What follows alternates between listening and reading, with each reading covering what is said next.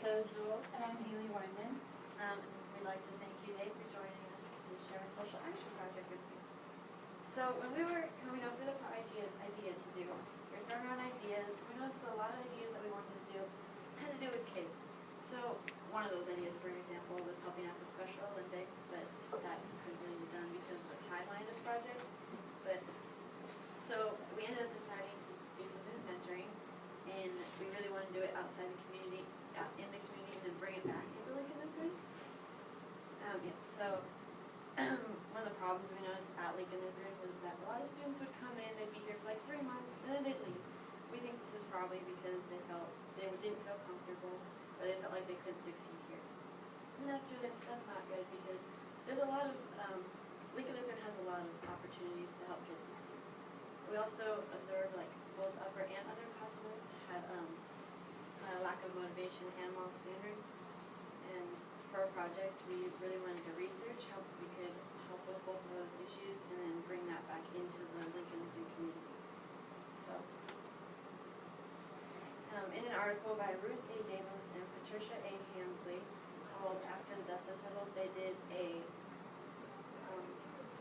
study about where they talked to various youth and had them reflect on the mentoring experiences that they had when they were younger. And from that study, they stated that every successful person has had some special teacher who changed the course of life for that individual.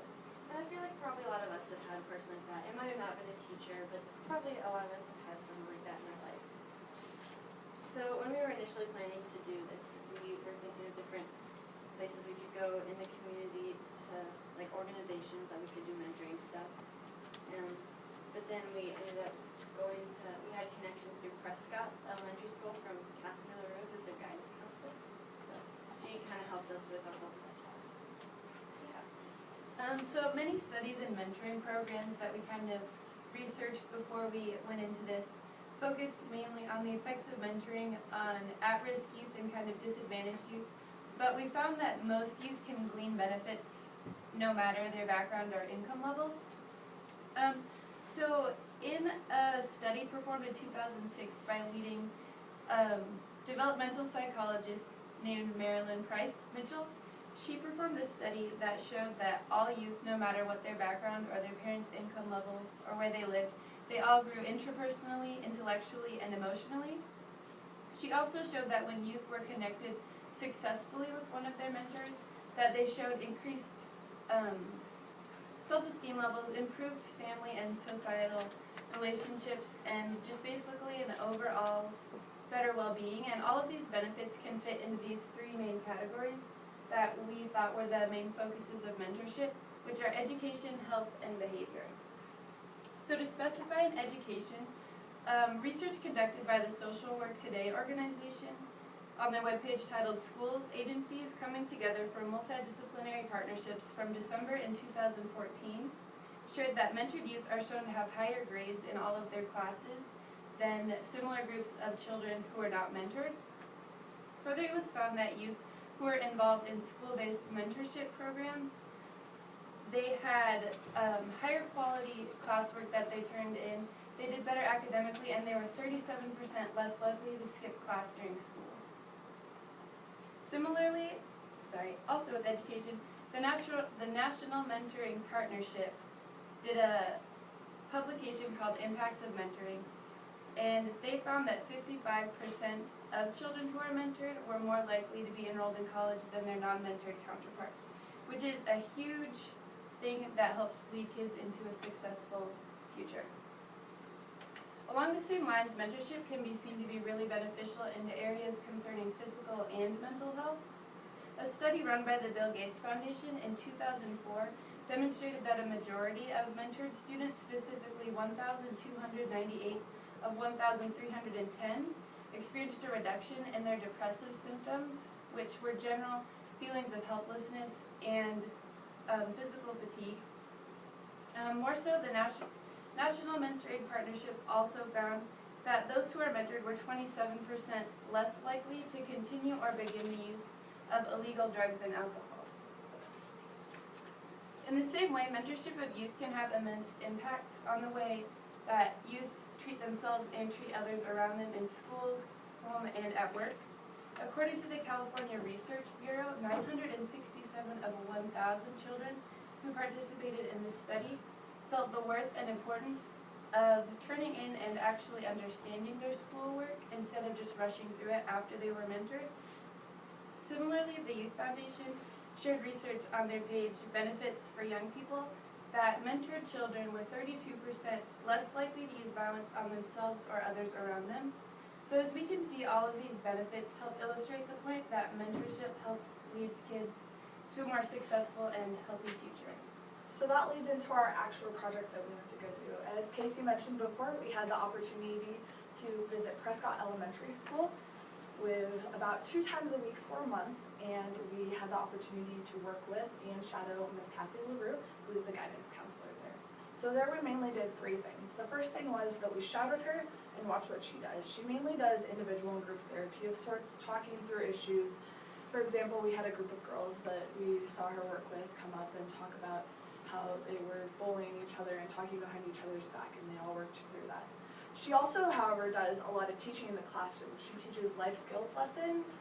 She teaches things from anywhere from treating people with kindness to career lessons, trying to inspire kids to go further their education, and also teaching about things like their brain and their health and how all that works. The second thing we did was helping with classroom lessons that she did.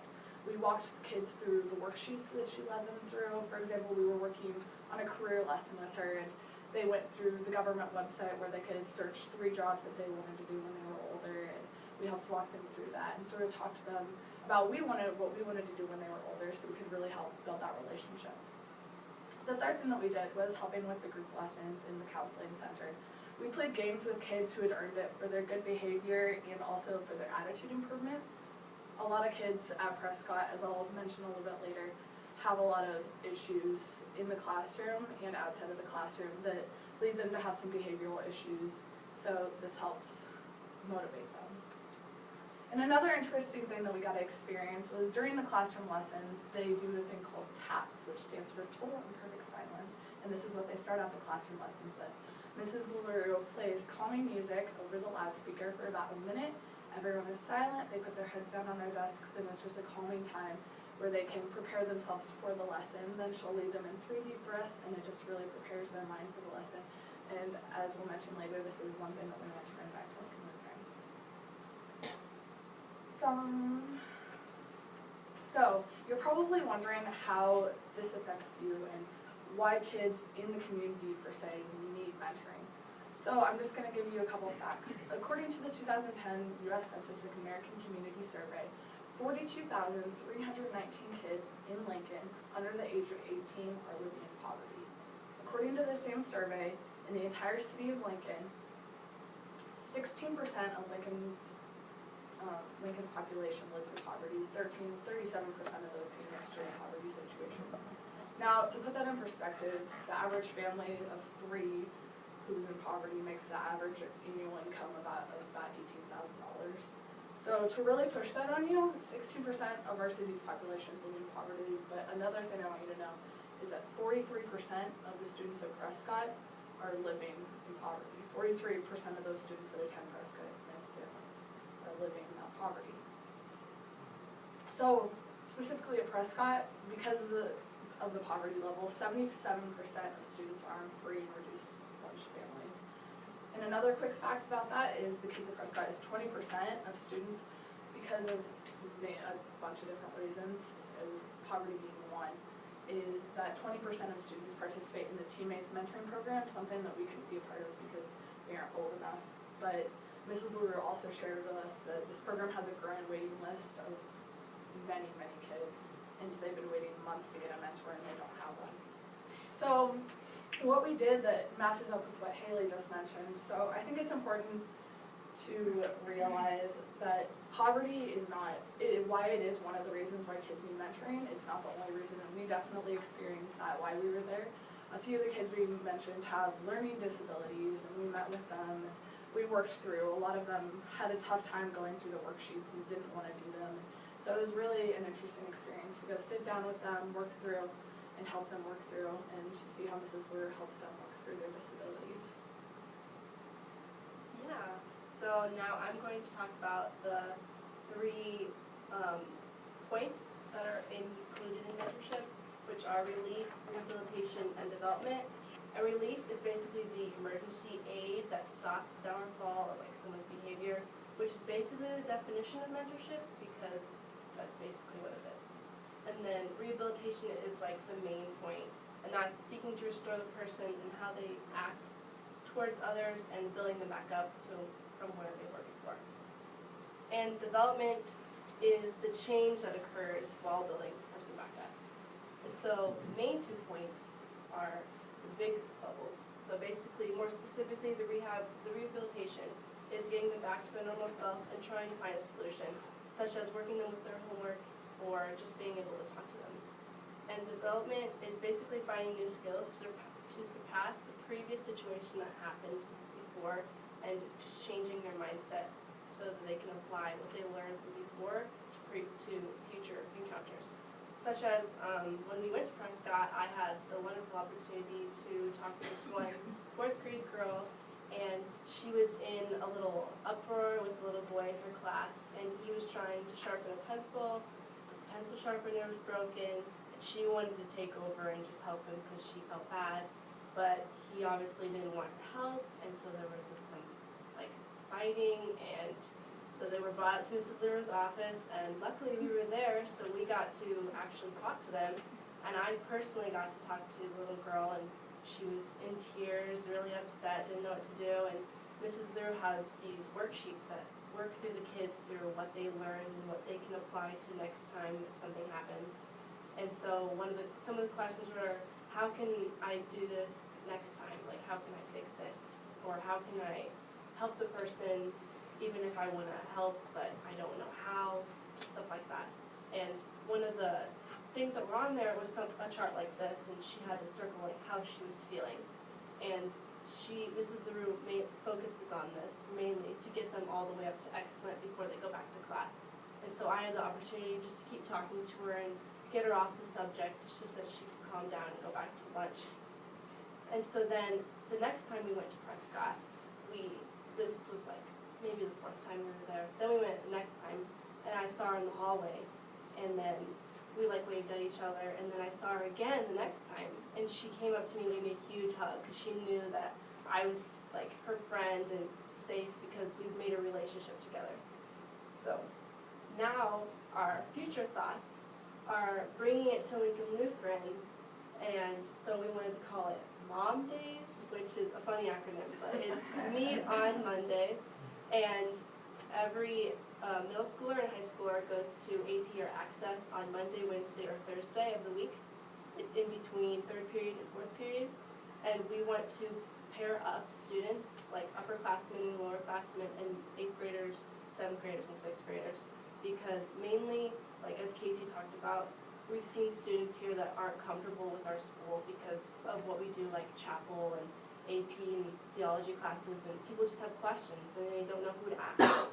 And so if we, for example, if we partner up like a senior with a freshman, seniors like us, we've grown up in elementary schools that have been like private, and we know exactly what's happening. We weren't scared coming here basically because we know what it's talking about. But if there's new students here who are used to like public schools and they don't know what's happening here but they want to come here, it's a great opportunity for the seniors to be able to talk to the freshmen if they have any questions, if they're not comfortable with asking a teacher, like how do I get to my next class, or asking a random student in their classroom. So that's why if we meet every Monday during the AP time in the scheduled room, then we can talk to our partner and maybe like tour them around the school the first month and talk to them about their homework if they have any, and just build the relationship for the senior also and the new freshman that's just jumping from middle school to high school. And also elementary school too, with the 6th graders and 8th graders. Like, it's a big jump from elementary school, like being the top of the whole school, and then going to a middle school and a high school that's like everybody's older than you. So we thought this was a great idea. And also we wanted to bring TAPS, like Abby talked about, to Wednesday and Thursday in AP, because on Mondays they'll be meeting with their partner, but every other Access or AP day